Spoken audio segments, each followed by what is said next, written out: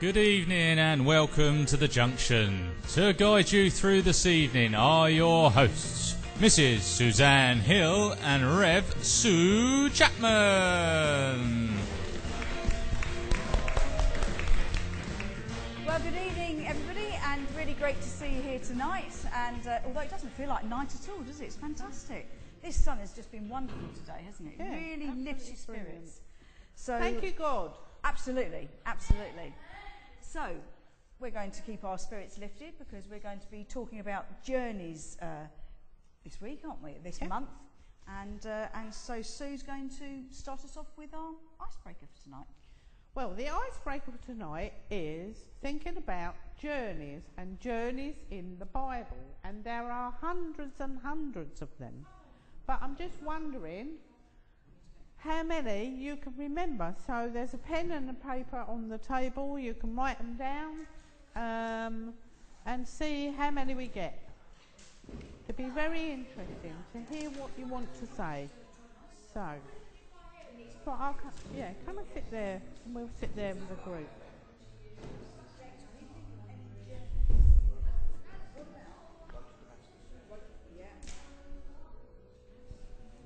That's a brilliant journey, that one. Well, it was for him anyway. They went on a journey, didn't they?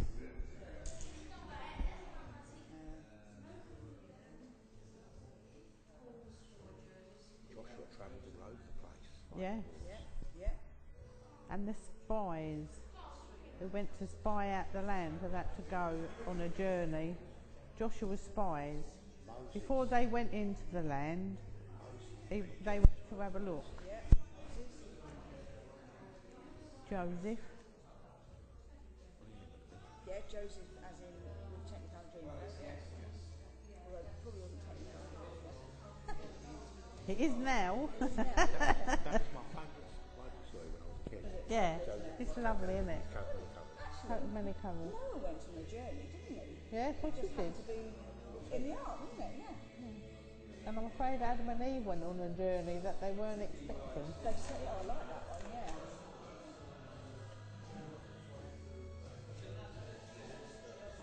He used to travel all over the place to various different towns. He was a fit and raising the dead, doing like Jesus, yeah. and all the apostles went all over the world. Yeah, of course they did.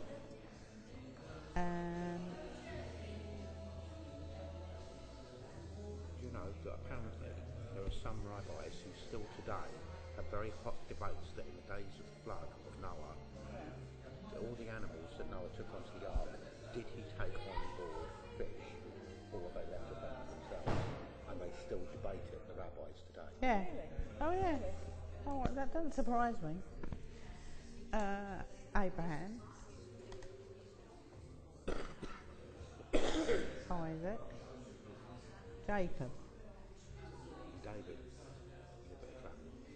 He wanted backwards and forwards in the Philistines. David.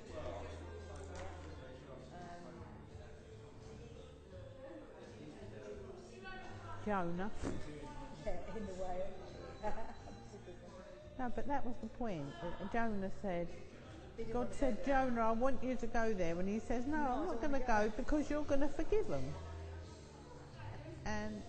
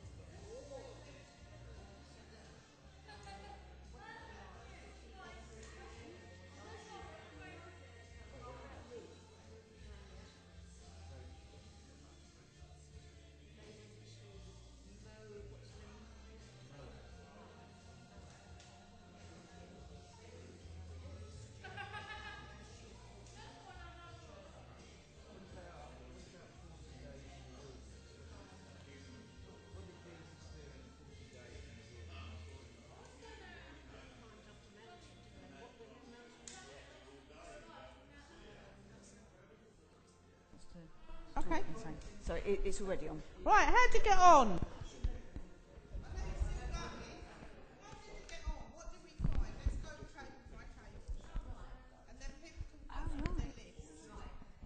This lady will do the speaking because she did the writing. We can't Did read he? the writing. The old sort of, in the old, yeah. 40 years wandering in the wilderness. Mary and Joseph's journey to Bethlehem. Yeah. Paul's 4 journeys. Jesus' journey to Egypt with his family. Oh yeah. Jesus and disciples' journey to Caesarea. We couldn't quite remember the background. Jesus and disciples to Jerusalem to find the donkey to ride into the city. Yeah. And Ruth's journey to Moab. Yeah. Ruth's journey to Moab. Moab. Yes. Or from Moab. From Moab. Yeah. Brilliant. Well done. How about this table? It's you, isn't it? It's me. Apart from some of the ones that the other table had, we got the Road to Emmaus. Yep. Yep. There's the Journey of the Ark. Yes, we said that one. Yes. Yeah. There's the flight to Egypt after Jesus was born. The Damascus Road. The Ethiopian. Yeah. Abraham. You can explain that. Adam and Eve out of the garden. Jonah and the whale. Elijah. Mary went to Elizabeth. And the Holy Family to Jerusalem when they lost Jesus. Wow. What we get on over here? Did you get any of Who? that? Cain.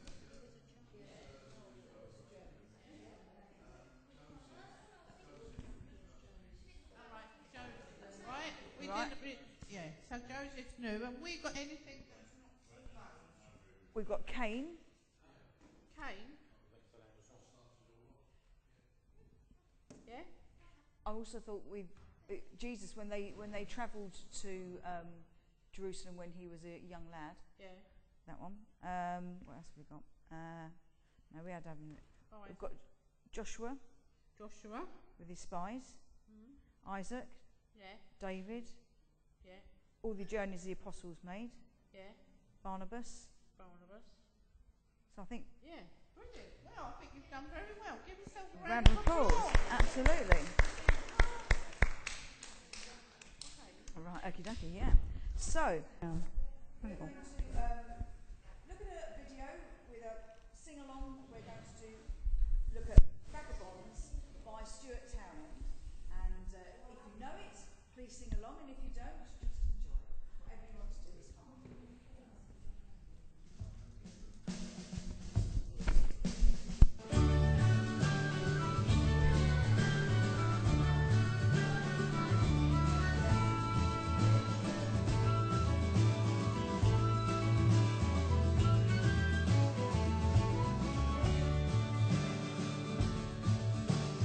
Come all you vagabonds, come all you don't belongs, winners and losers, come people like me. Come all you travelers, tired from the journey, come wait a while, stay while, welcome you'll be. Come all you questioners, looking for answers and searching for reasons and sense in it all. Come all you fallen and come all you broken, find strength for your body and food for your soul. Come to the feast, there is room at the table.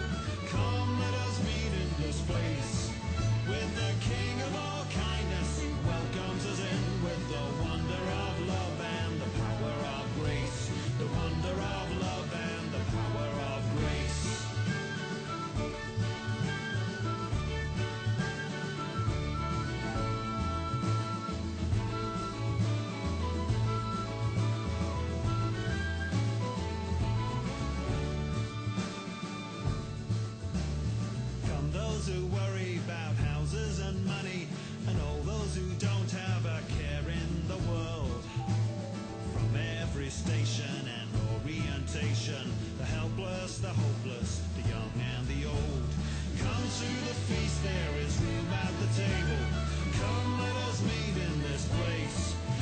the King of all kindness who welcomes us in with the wonder of love and the power of grace. The wonder of love and the power of grace.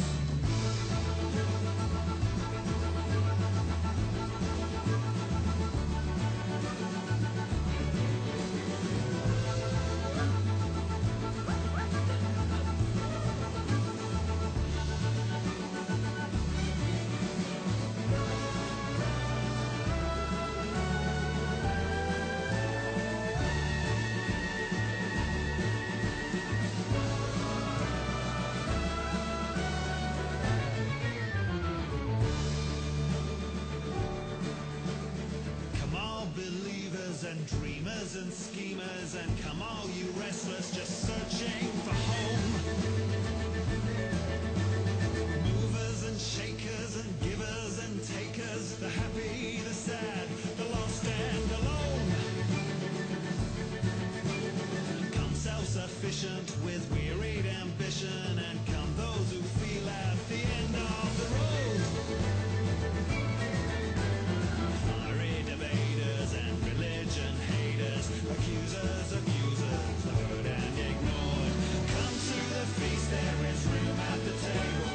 Come, let us meet in this place with the King of all kindness who welcomes us in with the wonder of love and the power of grace. Come to the feast, there is room at the table. Come, let us meet in this place with the King of all kindness who welcomes us in with the wonder of love and the power of grace. The wonder of love and the power of grace. The wonder of love and the power of grace.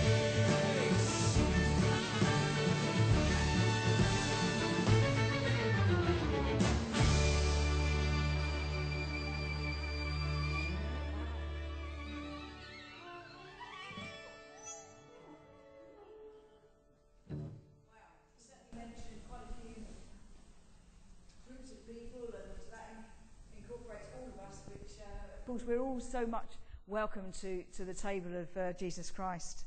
And so what we're looking at tonight is the sense of journeying, starting at one place and going to another, and it doesn't matter what it is. It might be John today going and doing his, was it 10k, John? Ran 10k in this heat at Worthing, fantastic. And so he had to start at one place, and he got to the end, but not everybody did they, John? No, so well done to you, fantastic. It could be that kind of thing. So, you know, what kind of thing do you need to go on that journey? What preparation do you need? So, on your tables, you're going to have you've got a scenario. In fact, I've got the marathon run here, so we don't need that one. We've thought of John with his running. Whatever scenario you've got on your table, just have a think about what you might need to do in order to go on this particular journey. So there'll be specific things. So it might be that you've got to prepare for it as in a physical sense, or you might need to prepare for it as into what you pack. You might not have time to prepare for one or two of these. So whatever you think, jot some things down, and let's think about these different scenarios, and then we'll talk about them after. So what have we got here? Right, going to meet a long-lost relative. Yeah, do. Do you want a chair, Sue? Do you not? No. Sit on. You're right, you've got a chair. So, all right, that's it. Lovely. So what do you reckon? What if we're going to meet?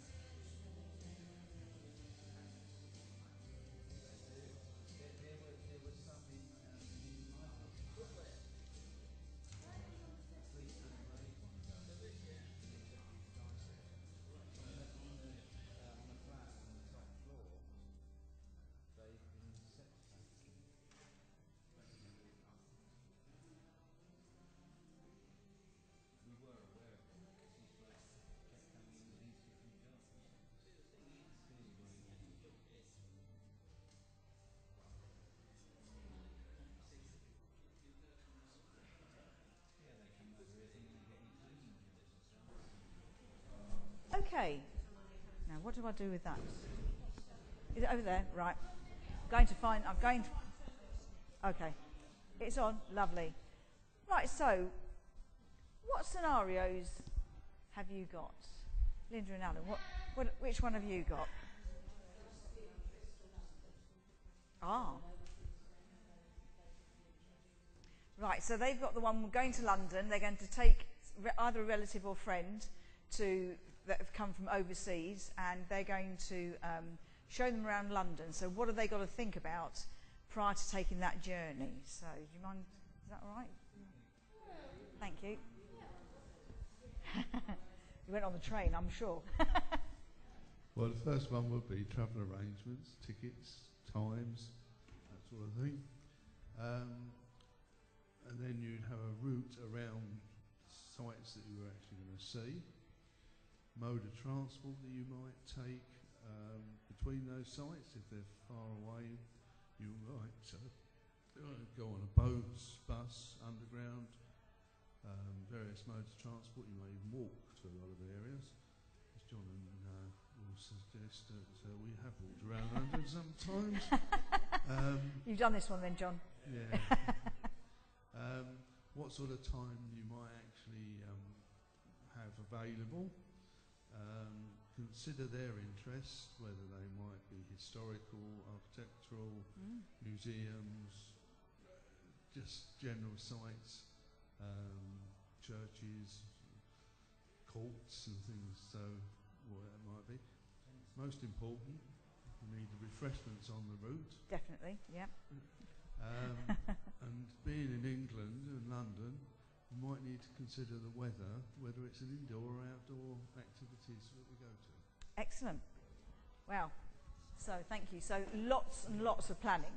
Yes, yeah. So planning is definitely very important for that particular one, and seeking what the other people would like to be doing. Yes. Now, what scenario have you got here? Oh, wow. Wow. Have any of you been on a cruise?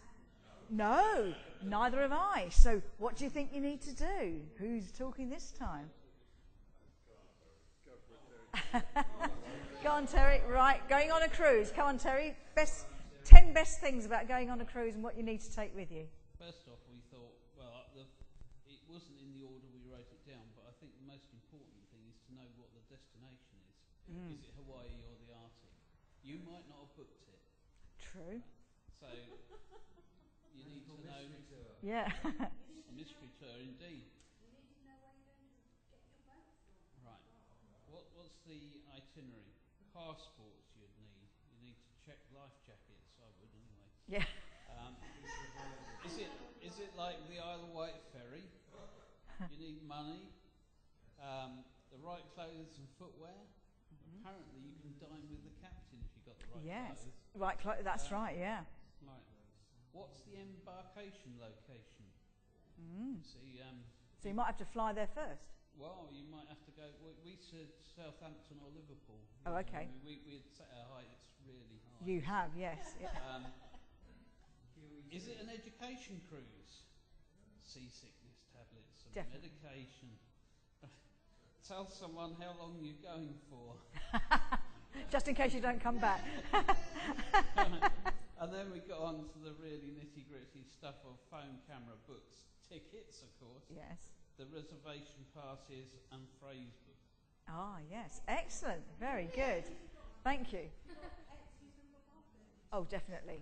Definitely. Do you smuggle the dog in? Yeah. Chris would definitely say no. Right. Now, what was your scenario, David? Right. Right, the scenario doesn't match the list. Oh, right. Okay. Okay, a swift departure due to a disaster, civil unrest or displacement, which tends to indicate that you've got to do things quickly. Now, Yes. what I've discovered is that being a man, I didn't realise how many things that ladies have in their handbags. So consequently, they already have some of these items in their handbag, but Okay. we've got to get all our items together very quickly. So basically, we started off with the essentials. So you take a towel, clean underwear, toothbrush, glasses, deodorant, sensible walking shoes, a hat, because you don't know whether it's going to be cold or hot, warm clothing in case it's cold. We don't know when the next meal's going to be, so we thought we'd take snacks and food, so possibly cheese sandwiches and crisps. Our mobile to contact relatives to tell them we've had to leave in a hurry and where we're going, so they know where we are. Rose will need her walking stick. Mavis wants to take her pets, but we might not have time. Because it's a civil unrest or displacement, there is the possibility, of course, that all communication might be shut down. So if we don't have the internet, we've got pen and writing paper. But they probably wouldn't allow the post either, but, you know, we give it a try. Rose suggested a white flag in case we get into a situation where we may have to surrender. And that's not your pair of pants on a stick? No, okay. It isn't, right. Also, first aid kit for any injuries or any injured people that we come across. String, because that's essential. Scissors, coat and jumper, which also goes with all the clothing you'd have to take. We might take a few photographs, not take them, but actually, you know, photographs that have been printed out of relatives, because with it being a civil unrest or displacement, there is a possibility that we could be separated for some considerable time, or forever in some cases. Take a map so we know where we're going. If we've got a compass, there is one on your mobile phone, but whether that would be working, who knows. And I think the last thing was that we took an example from Desert Island Discs, and we'd take the Bible. Excellent. Thank you very much indeed. Thank you. Right, Sue, do you want to speak for our group over there with Dan? Oh, no, you don't. Oh. Our scenario is... Hang on, I'm going to put my glasses on again. Going to meet a long-lost relative or friend. And if we were going to pack things, we talked about a ticket to wherever we were going, a box of tissues, because it would be emotional, take somebody with you so that you might need to have the meeting, and then you might need to talk to somebody else afterwards about how you were feeling, that you'd need to pack a smile and a hug. And there'd need to be an awful lot of prayer, that you would be armed with an explanation and also an apology, and looking to forgive the other person and for them to forgive you. And the hardest bit is to take that first step. So in brackets it says courage. So that was our list for our scenario.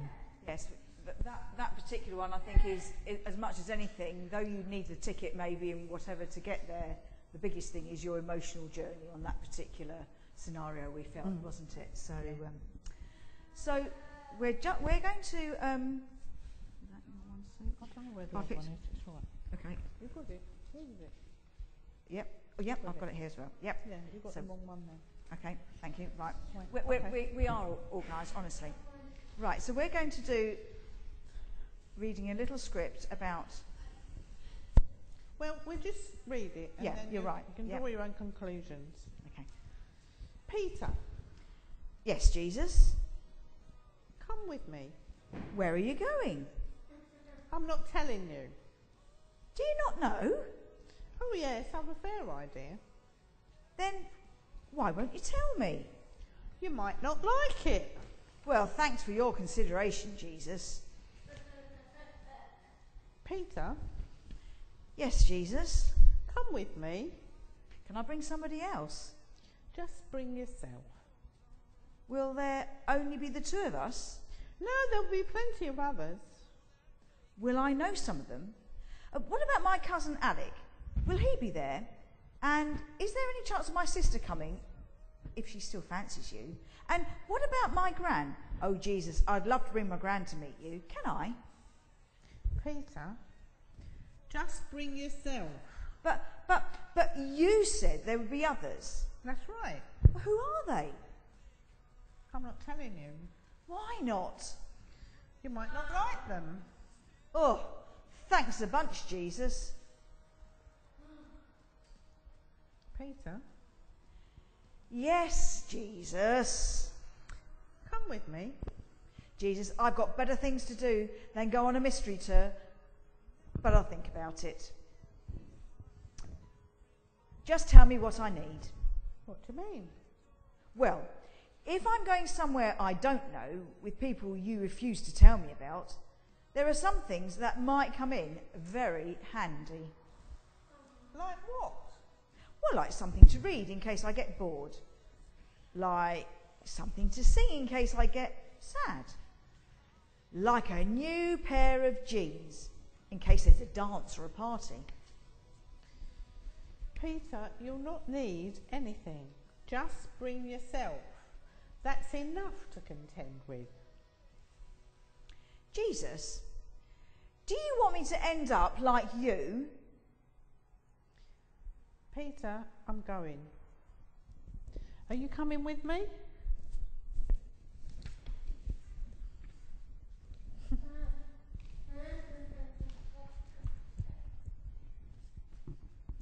your paper. Right. So. Oh.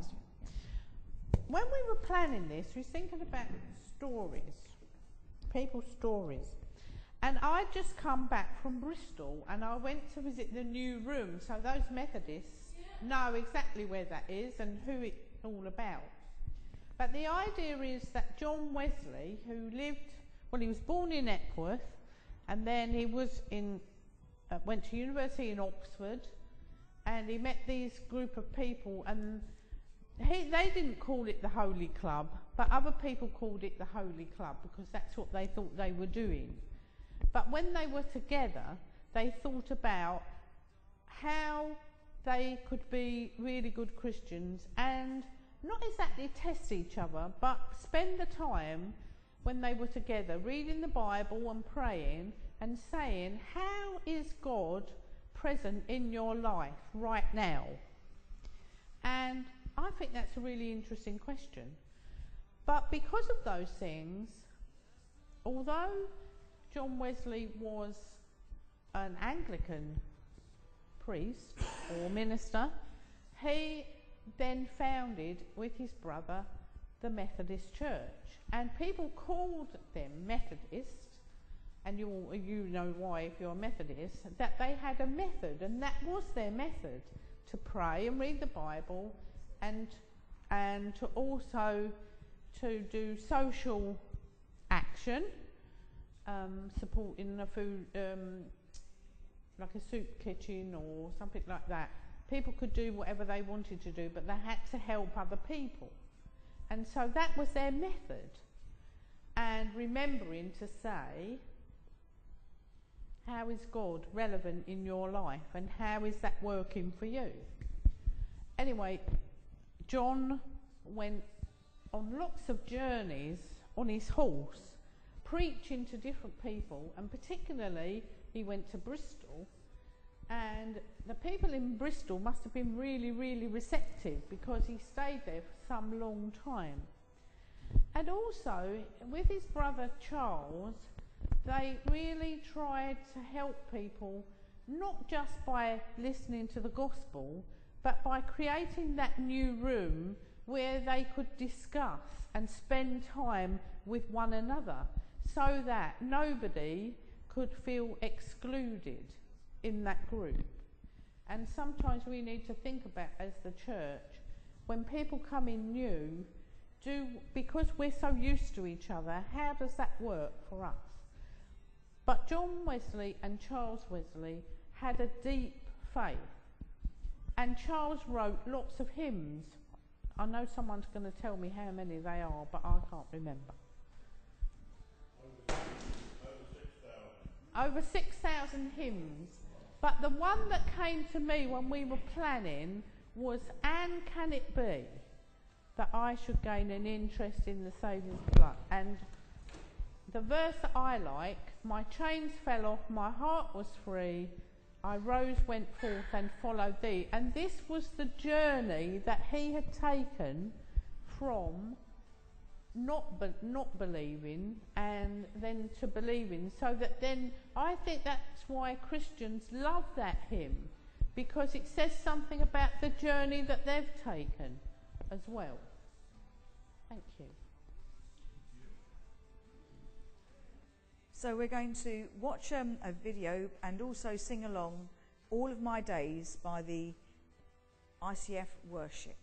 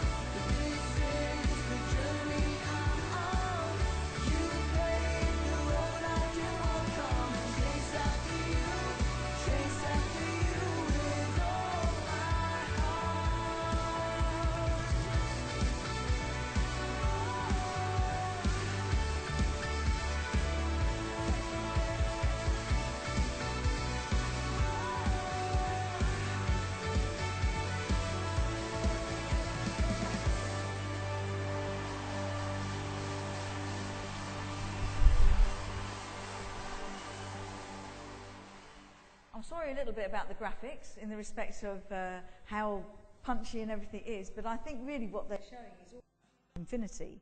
You know, you're looking into somewhere our journey will never end until we reach our Maker, and even then what is our journey going to be from there too? So I think the words were lovely, and I think running after Jesus is the way to go. And we were looking at what passage, and I think this is a really, really great one for all of us. And this comes from, as it says, the Message version. So I'm not saying that I have all this together, that I have made it, but I'm well on my way, reaching out for Christ, who has so wondrously reached out for me. Friends, don't get me wrong. By no means do I count myself an expert in all of this, but I've got my eye on the goal, where God is beckoning us onward to Jesus.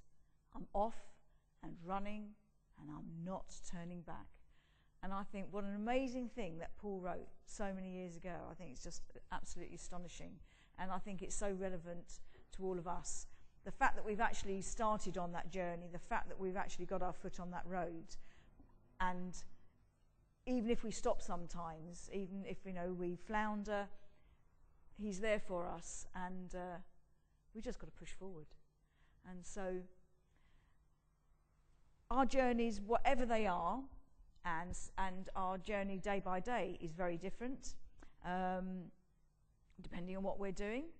And so what we'd like you to come and do is come and take a piece of this map of Brighton and Hove.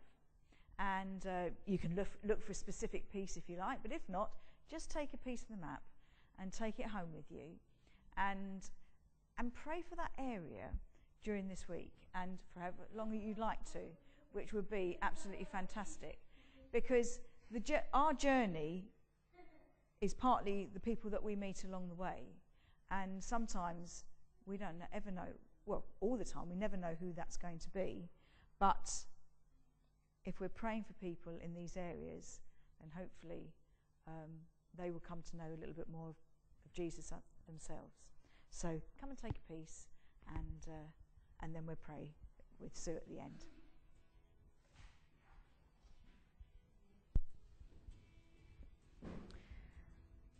Alison, you might want that. Look. What does that say? Do you want your area, or do you want to take a different area? What do you think?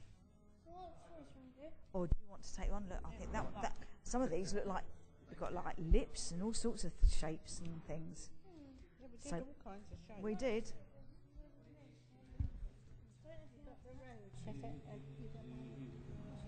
Yeah, it's like to be able to choose, but you can't really choose. Yeah.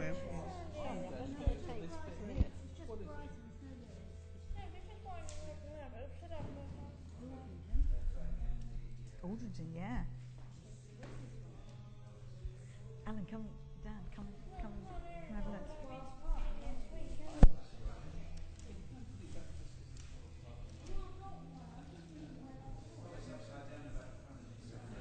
And there might even be something on the back, so you never know what you've got.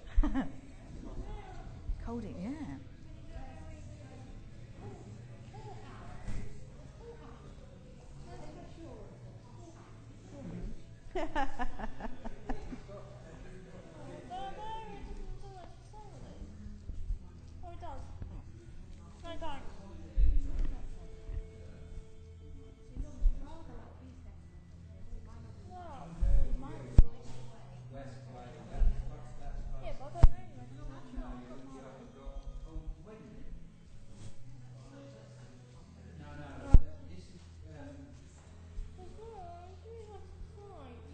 Oh, Alison. Shut your eyes. Shut your eyes and just go and take one. Go on. Oh, look. That one. Is that the one where it's on the borders? No, it's not. I think that one might have gone. There was one that had. It might be that one.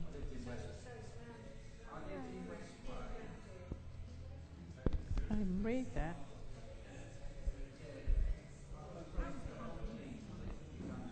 Yes, you're right. That's not such a good thing.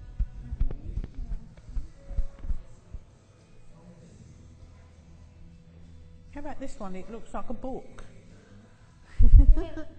Did you like that one? Yeah, choose the shape. That might be better. Is your church on here? Probably. Or is it just off? No, because Aldrington's got his... Oh, it's down the bottom bit. Ah, down the bottom. Ah, yeah, not Aldrington, as further up. Can I just say that I've only done this once before when I was in Dunstable, and I cut up the map of Dunstable and people just did what we just done, and one particular person, he chose the place that was his place where he lived, and then he turned it over and that was the place where he was working, and it was, I just thought that was amazing. I just love the way that God worked in that way. Funny you should say that, because Rose has got where I used to live and Mavis has got where I used to work. Oh, really? Well, that's fantastic, isn't it? Yeah.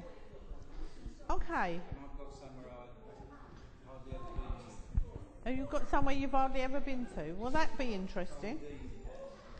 Okay, so we're just going to offer this. We're going to offer this to God in prayer. Let's pray. Gracious God, you ask us to journey with you, and on the way we meet people, we become parts of fellowships and community groups and neighbours and friends and family, and we just thank you for all those things that make us the people that we are, but also that you encourage us to seek new friends, to seek new church members, people, new neighbours, and people who may become important to us in the future. So we offer to you this little piece of Brighton and Hove, and we just pray that you will help us to hold the people who live in this geographical area to you, because they matter to you and now they matter to us. Amen.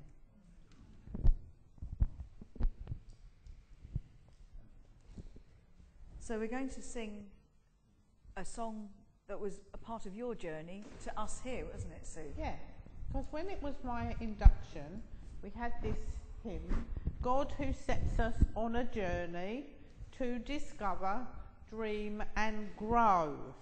And that's what the church is about. It's not about standing still, it's actually about journeying outwards. And also, it's about journeying inwards into our life of faith. So it's a kind of inward-outward thing going on. And we're going to sing it to the tune of Scarlet Ribbons, because it's not the tune that we had at my induction, but nevertheless it works, and because people know it. So that's what we're going to share together now. Thank you.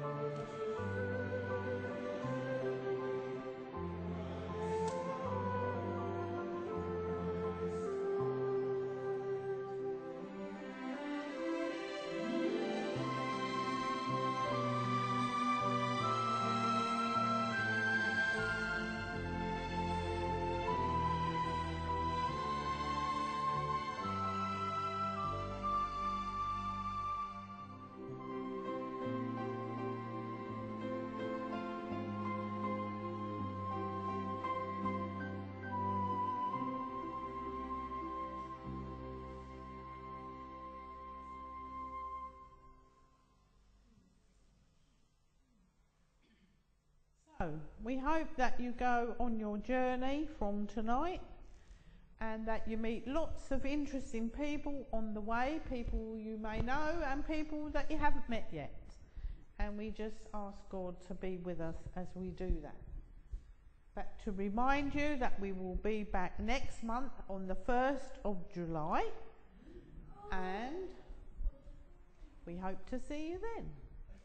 Until then, may God be with you. And also Amen. with you.